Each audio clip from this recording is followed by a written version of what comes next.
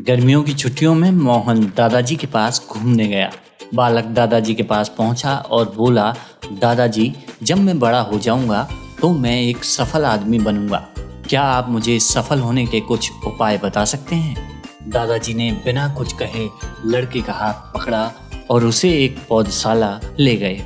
वहां जाकर दादाजी ने 2 छोटे छोटे पौधे खरीदे और घर आकर उन्होंने एक पौधा घर के बाहर लगा दिया और दूसरा पौधा घर के अंदर गमले में लगा कर रख दिया। इसके बाद उन्होंने मोहन से पूछा कि बताओ, इन दोनों पौधों में से भविष्य में कौन सा पौधा अधिक सफल होगा? ये सुनकर लड़का कुछ देर तक सोचता रहा और फिर बोला कि घर के अंदर वाला पौधा ज़्यादा सफल होगा, क्योंकि वो हर एक खतरे से सुरक्षित है, जबकि बाहर वाले पौधे को तेज धूप, आंधी, पानी और जानवरों से भी खतरा है।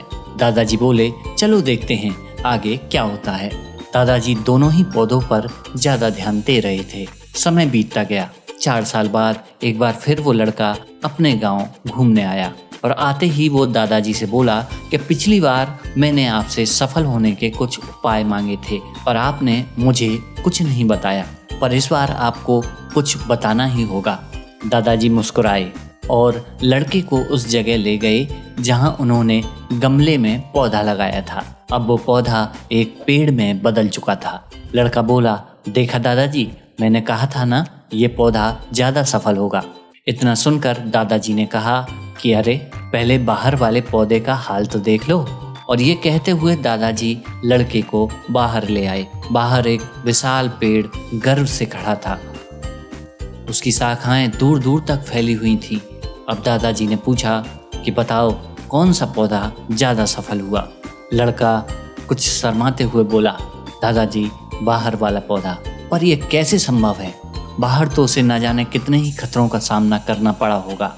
दादाजी मुस्कुराए और बोले, हाँ, बाहर वाले पौधे को बहुत सी चीज़ों का सामना करना पड़ा, लेकिन समस्या का सामना करने के अपने भी फायदे होते हैं। बाहर वाले पौधे के पास आज़ादी थी।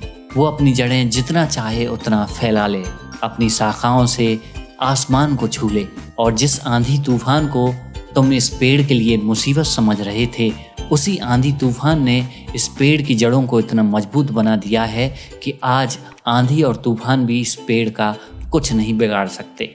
बेटे, अब जो मैं तुम्हें बताने वाला हूँ, उसे अगर तुमने अंदर बैठा लिया तो तुम जिंदगी में जो कुछ भी करोगे उसमें सफल जरूर हो जाओगे।